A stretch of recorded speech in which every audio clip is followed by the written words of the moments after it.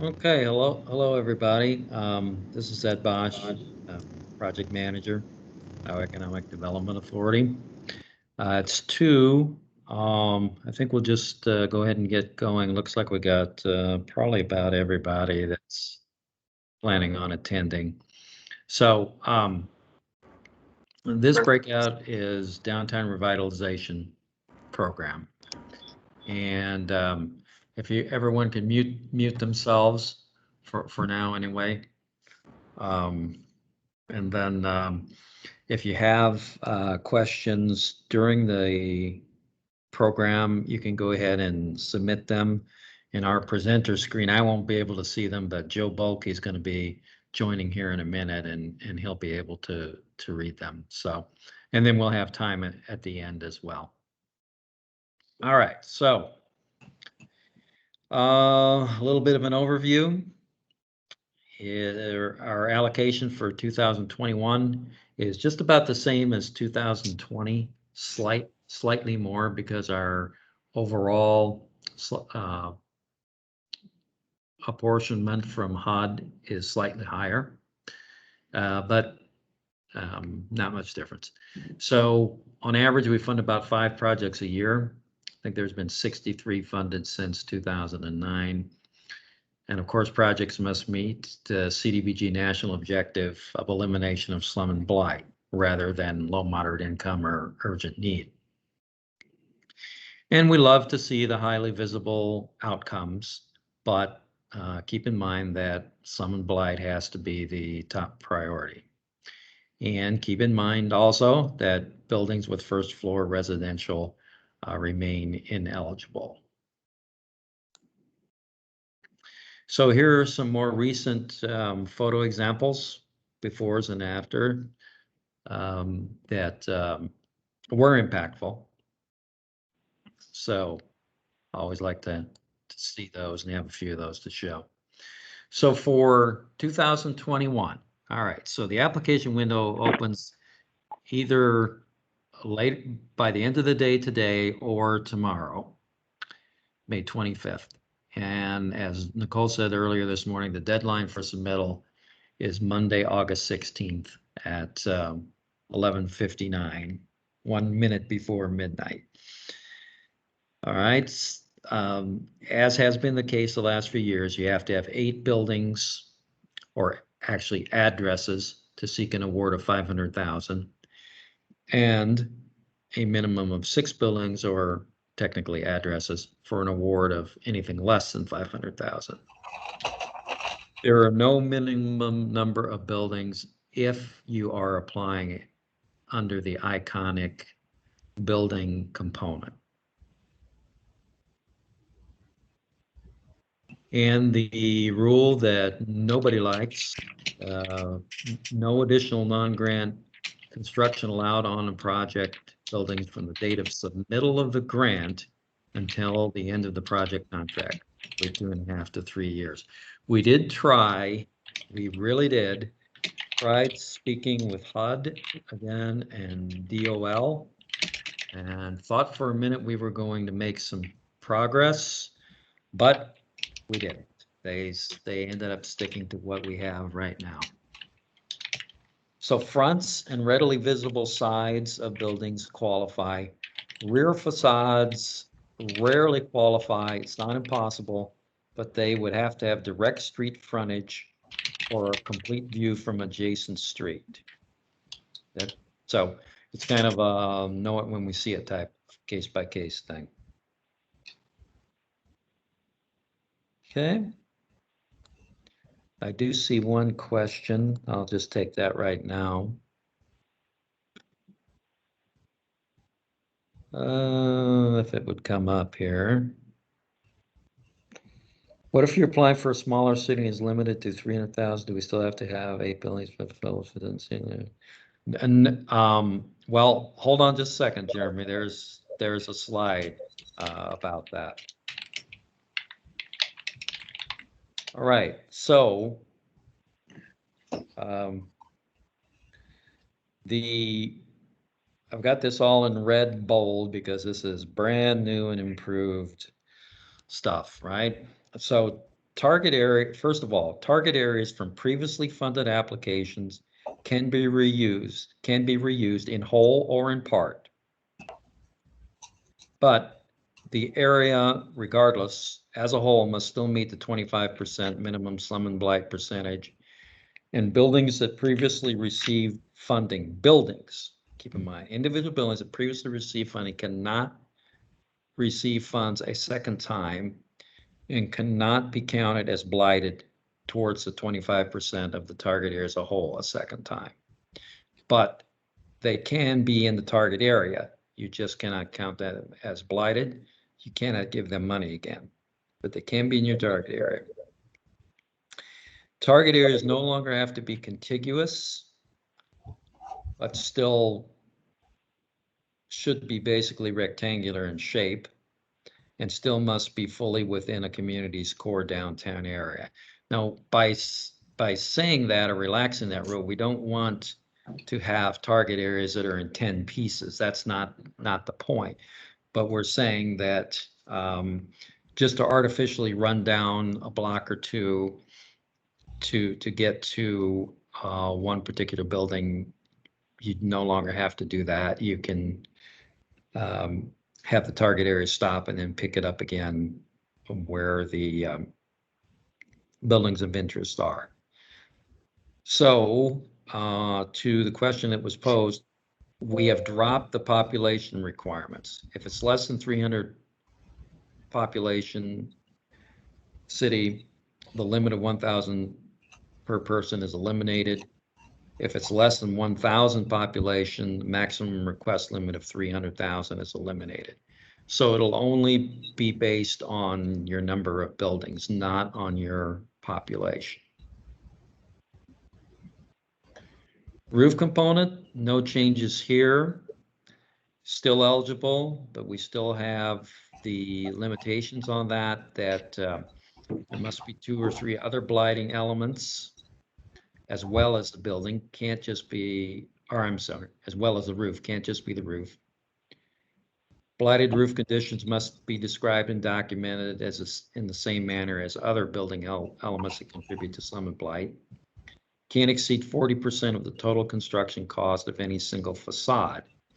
But you do get a break here because, or potentially, because one roof may cover that should say exteriors, actually not interiors, sorry about that, of more than one facade, be it a front and side of a single structure or a roof spread over several adjacent storefronts. So your 40% figure for the roof would be taken from the total of all of the storefronts that roof covers. Iconic buildings. Again, it's kind of we know it when we see it. However, every iconic building is going to have those characteristics. It's going to be one of your larger buildings in the entire downtown, if not the largest. It should be vacant or underutilized. Should have high visibility from a number of directions. Consider it as a local landmark. Have historical, cultural, or architectural features that are unique. Strong importance to the overall downtown redevelopment efforts. And as we say, it's very unlikely that any one non-entitlement city would have more than 2 iconic buildings, maybe 3, perhaps. Okay. Is there a maximum amount for the iconic buildings? No. If you can spend $500,000 on one building, that's fine. Or 2, if you have 2 iconic buildings and you want to spend $250,000 a piece, for instance, you can do that as well. All right, developing a project. Need to work with architects from early on, as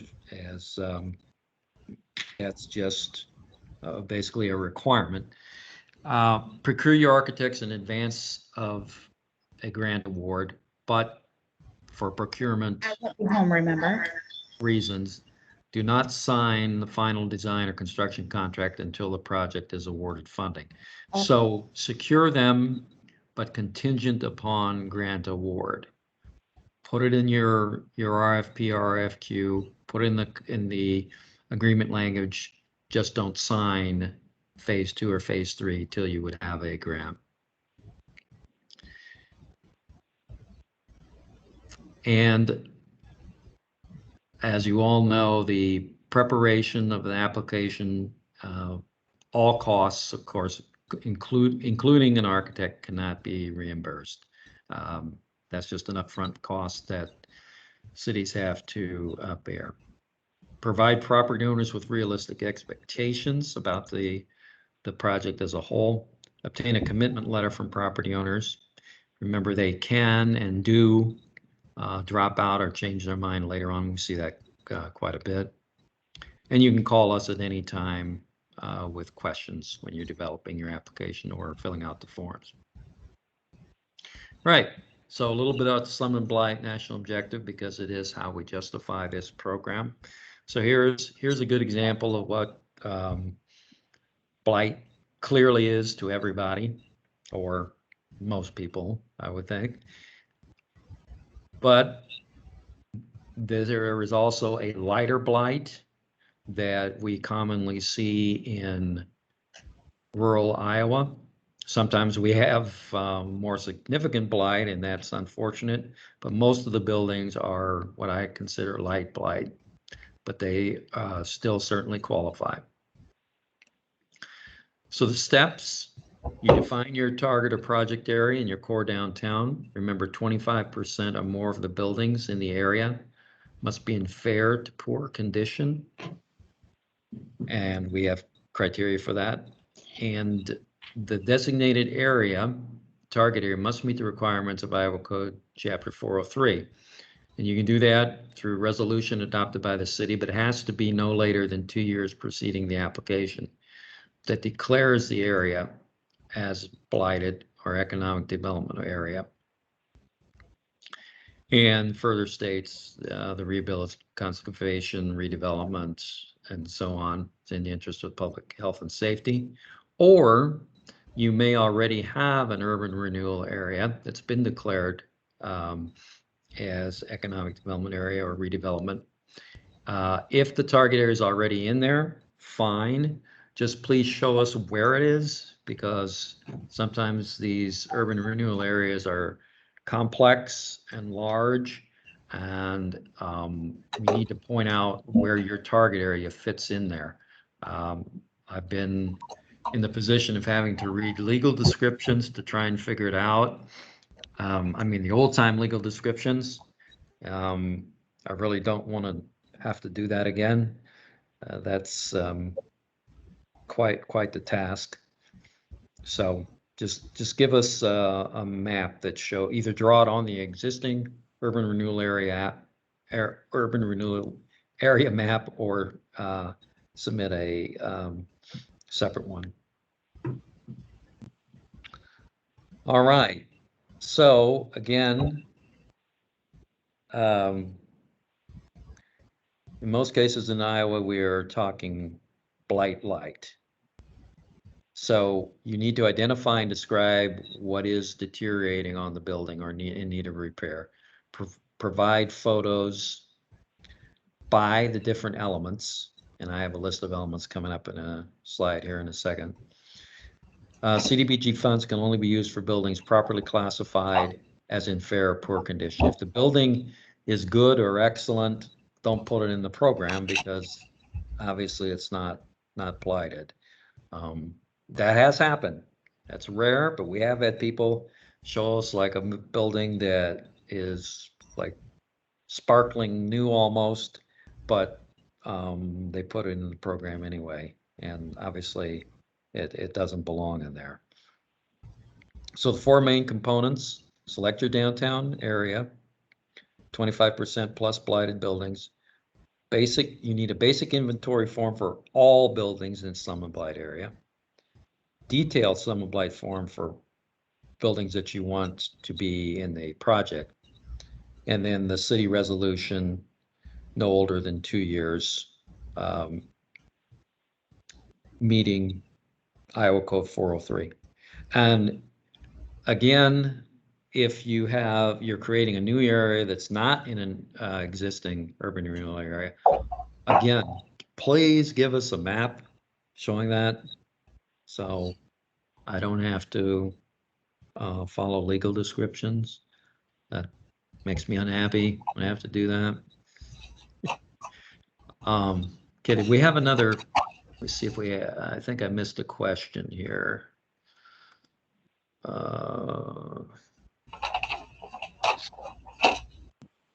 Let's see.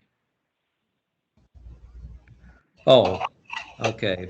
Yeah, Vicky, if the area is within an existing urban renewal area, does the 2-year limit apply?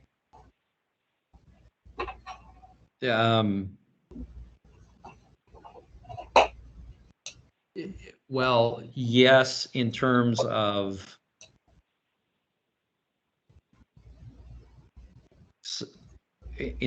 saying that it is your target area for this project. Yes, I don't know if I'm understanding that question exactly, but you don't have to readopt the entire urban renewal area that the target area is in. You just have to designate the target area within 2 years. Okay, hope that answered it.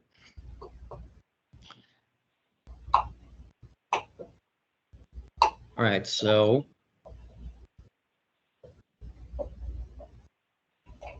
and if the target area has not been surveyed for historic districts, you guys have a lot of questions to them. It's good though. Let me go back to a different screen here. Must a survey to determine if a district is potentially present need to be completed? Yes, it does. You do not have to do that before the application though. Some people do, some people do not. You can wait till after, build it into your admin costs. If you do it beforehand, it will frankly help you a little bit in the scoring in terms of project readiness. So all other things being equal, if you can do it before the application comes in, you're a little bit better off, but it's not a requirement. Okay, so Slum and Blight. This is Ann. I'm on here too if you want me to take a stab at that historic question. Do you, and I'm sorry if I haven't noticed it yet, do you still have the 1-year bidding requirement? Yes. That'd be my only concern about a project that didn't have district evaluation before award, would be that 1-year time frame would be very tight. Yes. And that right. And that is part of the project readiness. Yeah. So it's better to do it beforehand, yes, but not, again, not required.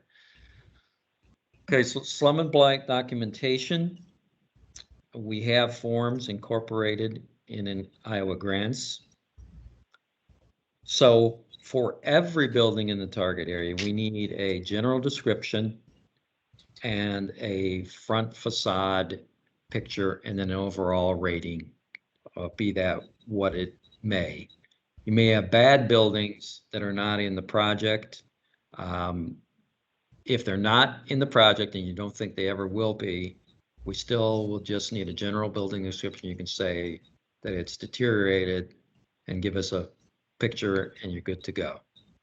But if you have buildings that you do consider to be project eligible, and I would include several beyond what you have to have, because it's very common for a couple of these buildings to drop out at some point along the line. And then if you don't have the documentation to add a building at that point, then you will need to go back and recreate this. So it's better to have some extras if you should get funded and need to add some. So building elements include We want pictures of these storefronts, doors, windows, stairs, foundation, roof, whatever, and then a priority ranking for each. In your opinion, which ones are the worst? And just rank them 1 through however many you have. Okay. All right, we have some more questions here.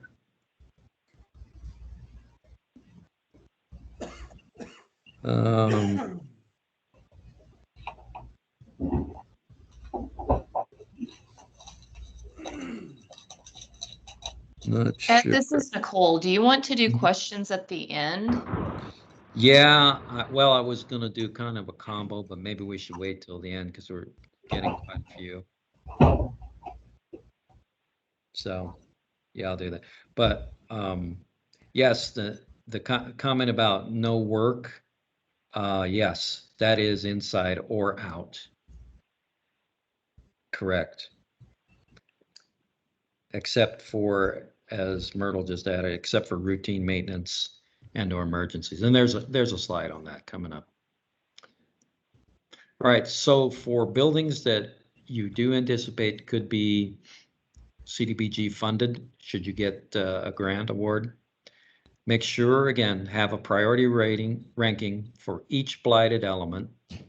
Make sure to provide descriptions and clear photographs of the blighted conditions. Make sure to propose improvements to area of the building that you have ranked worst and address the worst first.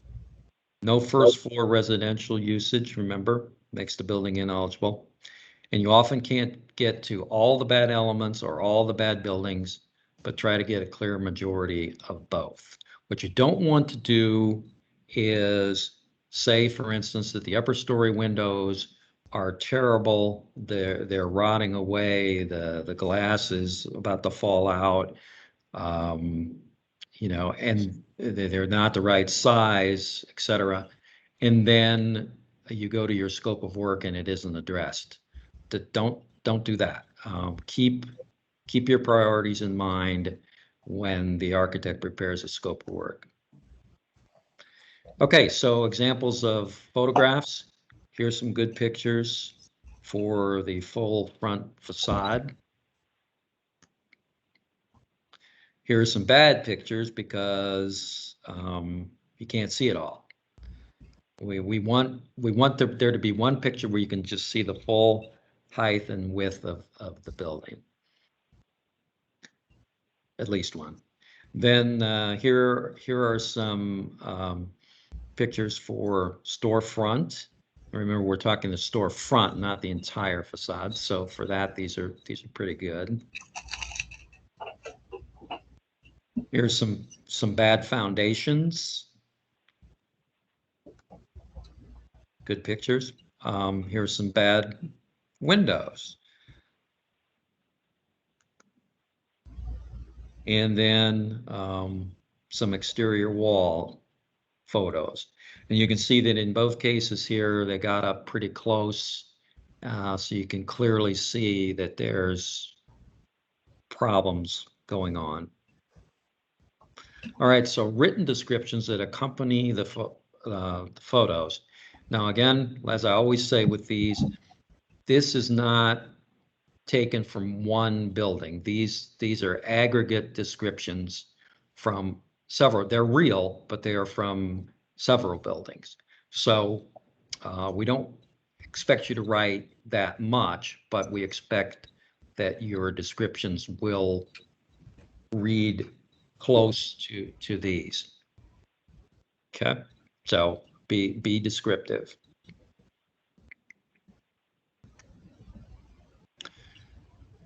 All right, so application evaluations.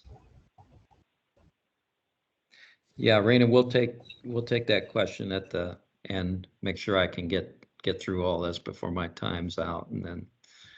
All right, so here's the most common evaluation failings. You don't have all your required attachments, or they're not properly prepared or executed. Application doesn't have overall clarity, consistency, readability, organization. public hearing not properly noticed and conducted, or you didn't cover all of the required points. Inadequate photographs, and I couldn't think of a better word, fuzzy description of the blighting factors and elements on project buildings. And again, that's just not being clear on what the issues with the building actually are. Sometimes you forget to prioritize, not you as all the applicant group. Lack of consistency of project budget numbers. Then we have to figure out which ones we should use. So please be consistent on those. Non-descriptive or incomplete architect renderings and our work write-ups, especially in terms of the blighted elements that were identified. The amount and level of commitment of local matching funds not demonstrated or not firmly, I should have said actually not firm, but what I mean by that is that it's not locked down, that we can depend on that leverage being there. And then last one is owner pledge letters not covering all the vital points. And I have a slide about what those vital points are. But those are the most common things we see. There are others, application or other areas where an application might be lacking, but those are the common things that end up not getting people funded. So our scoring, we've got changes here too. So iconic building applications, we're going to change that a little bit because of the impact score of the number of buildings compared to the number of project buildings compared to the number of buildings in the target area. So an iconic building is going to be 1 or maybe 2.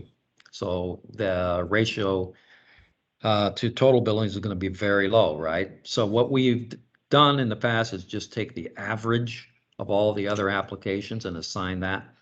But now we're going to give, if you have a city of under 10,000 population that has an iconic building, you will get 1 point added to the average. If you're under 5,000 and you have a legitimate iconic building that you're addressing, you'll get 1.5 points added. Because we feel that an iconic building in a small community is very important and we want to preserve those. Green streets has been dropped as a scoring factor. I believe Nicole mentioned that this morning. And it's just no longer considered when evaluating DTR apps. And there's nothing about getting extra points. If you want to do some DTR, it's just, it's out. The ratio percentages, which I just spoke of in terms of iconic buildings, the impact scores have been lowered slightly.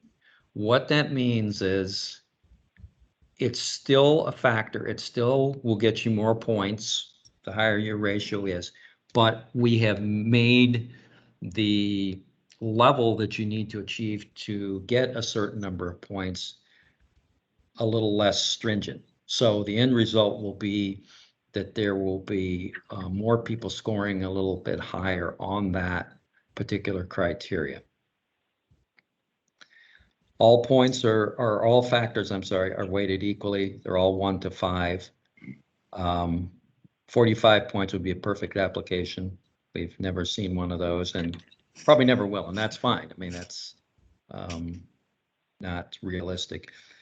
But generally, applications scoring less than about 28 points under the current system will probably not be funded. And then applications are evaluated in the end by 3 persons and scores are averaged.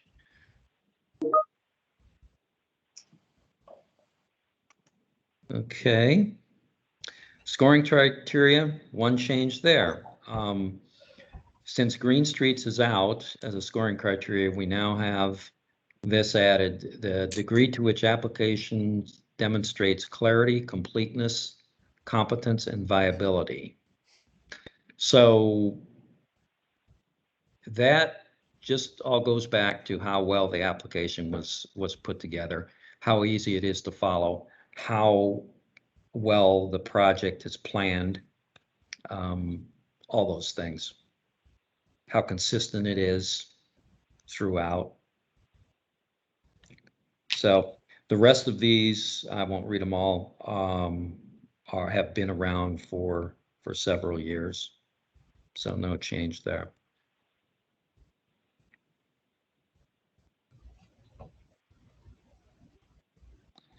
Okay, cost estimates. Relative accuracy is vital, but that's getting harder and harder, seems to be accurate.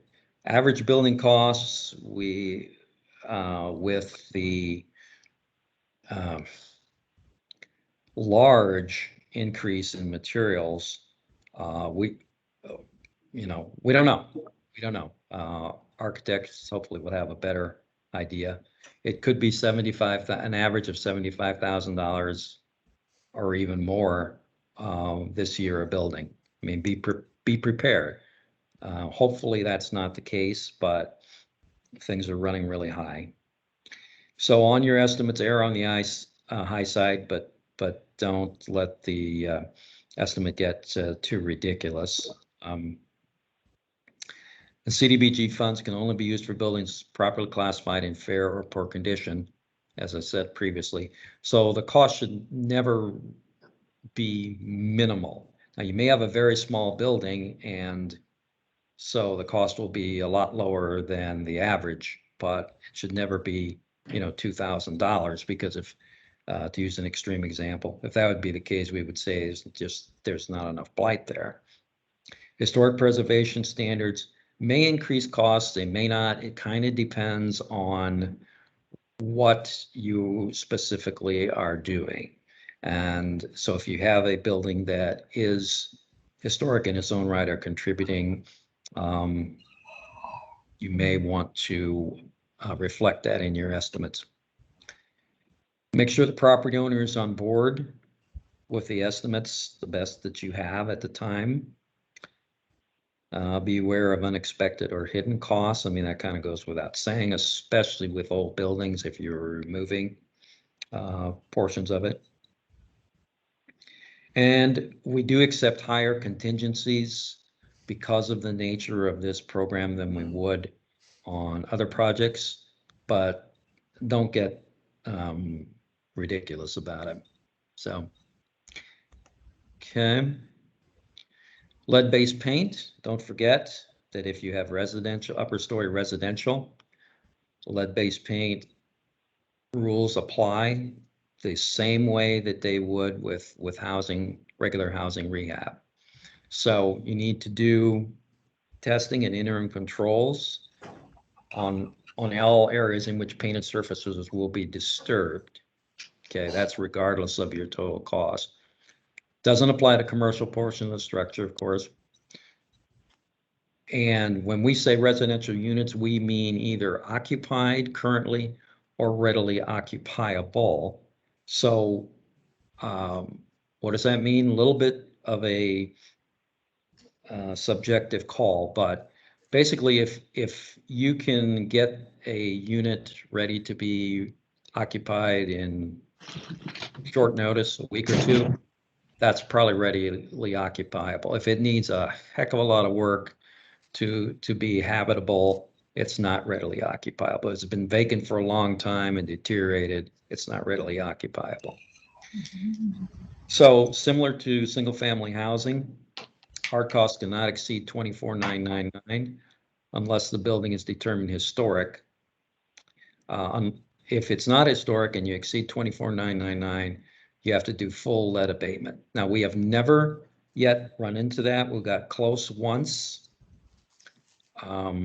So watch that. But remember that $24,999 is considered per residential unit. So if you had 2 upstairs apartments, you would have to spend $50,000 in order to incur the full abatement. And that's probably easier to do nowadays than it used to be, but hopefully we won't run into that. If you think you're headed for that, you get funded and you think you're headed for that, give me a call. It's acceptable to subtract out costs that are not that are specifically, I'm sorry, that are specifically for commercial improvements, but common spaces, you should actually put half the cost portion towards residential and half towards commercial. Okay, and we will monitor for compliance with lead-based paint if you're funded. So historic preservation, and Ann, if you want to chime in, that's fine. So be aware of your community's historic cultural assets as well as any past surveys. They are good for 5 years. If they're older than 5 years, you have to redo them. And you should know of any existing districts and local rehabilitation guidelines. We do encourage, through the DTR program, historic preservation practices. As we said earlier, if funded, a survey and evaluation of all project properties will be required as part of your environmental review. Okay. Yeah. So again, you can do that before or after. We suggest before. Any buildings being potentially eligible for National Register must be rehabbed in accordance with the Secretary of Interior's standards. And then please allow time for the Section 106 review in your overall project time frame, because that has to occur before you can go out for bid. And there's Ann's contact information for specific questions about Section 106. Yeah, I'll just add that hasn't had my phone number for about 3 years, but that's okay. Oh, I'm sorry. And we're in the process of bringing on a new team member, as has been kind of talked about in all of the sessions today, who's going to take over both the 106 roles and the environmental review compliance. So Amy's going to be joining our team, and she's going to start towards the end of June. So we'll get something out to all of the administrators with her contact information. But she'll obviously, be shadowing Ed and I for quite a while. So feel free to reach out if you have any 106 questions. All right.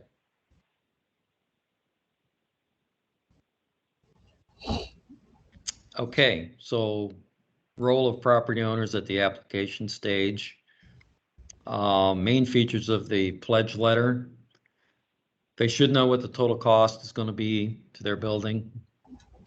They're paying part of it. So the acknowledgement of the eventual financial contribution that they will need to make, the percentage of the total estimated cost, or a not to exceed figure. Sometimes that works best where they can pay up to a certain percentage, but if bids come in higher, they may say, well, I can only go so high, and that's fine if that's how they want to pledge. The acknowledgement of the applicability of federal requirements, historic review, prevailing wages having to be paid, and the no other construction work. They should acknowledge that they would be expected to sign a easement agreement if funded, and if their building, of course, is selected for work. They need to know that Slum and Blight are the highest priority, not making the building pretty. Hopefully you can do both, but Slum and Blight have to be addressed first. We do have sample letters if you need one. And at this point, the letter does not legally bind the property owner. The easement would, but this pledge letter at application stage does not. All right, some suggestions. Don't promise property owners inclusion in the project until you know how much money you'll have to play with and you have assessed all blight. Commitment letter templates early, you can circulate them early on so people get an idea. Discuss the expectations with property owners, obviously. And remember that this takes a while to get going to construction, so don't expect construction in 2021. Plan on spring of 2022. And it's good to tell the property owners, either as a group or individually, The city hires the architect and the contractor, and they direct those services. Prevailing wages, of course, apply. And as we said, Secretary of Interior standards, if it's a historic structure. And the entire building is subject to federal requirements. So again, HUD mandates no additional construction work to participating buildings through grant end, with the exception of routine maintenance, work items, and emergency repairs. And if you have a emergency repair or something that happens and you think it's an emergency repair, call us. And the ones that we've had for funded projects to this point have all been pretty obvious that they were emergencies. All right, so we'll go back to questions here. Okay, if there was a prior residence in the back of the first floor, which the owners don't intend to ever use as a residence, is the building still eligible for the program? Yes. I mean, if it's never going to be used for a residential purpose again, yes. What has to be done to the prior residence portion of the building for it to qualify? Be great if they could just block it off, seal it off in some manner. But if that's practical, otherwise, I guess it's up to the city whether they believe the owner or not. What percentage of applications have been selected in recent past rounds? Well, it depends on how many we get in, but we have money for 5 projects. And so last year we had 8 applications, so we funded 5, but 5 is the most that we could do. So again, depends how many total applications come in terms of how many don't get funded. Yeah, and Brad made the point, if you're developing an application, I'd recommend inflating your budget significantly. He just had a couple of projects, active ones that came back that were way over estimate. So yeah, good point.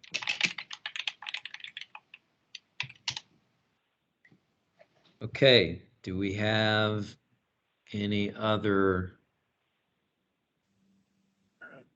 How many are you anticipating submitting this year? Let me see. Oops. Well, hard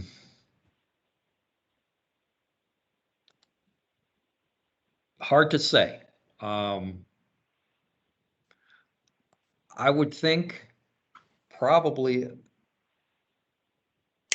6 to 8. But again, there are always applications that I would think have a 95% chance of coming in, and they don't. And there are some that I had no idea that were going to come in and do come in. So, but I would say, yeah, at least 6 this year, and 8, maybe 9 at the max.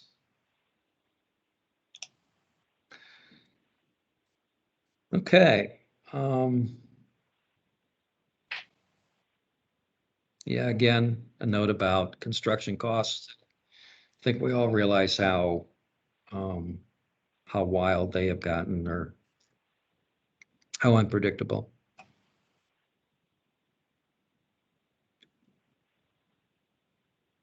Okay. Are there any other questions?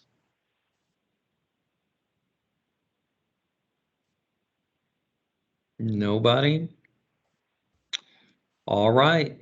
Remember, the deadline is August the 16th, and we'll look forward to getting some good projects to look at. So, if no one has any other comments, Nicole, Ann, have anything? Nope. I don't. Thanks, Ed. Okay. I don't think I do either. Thank you, Ed. All right. Okay. Thanks for your time, everybody. Take care.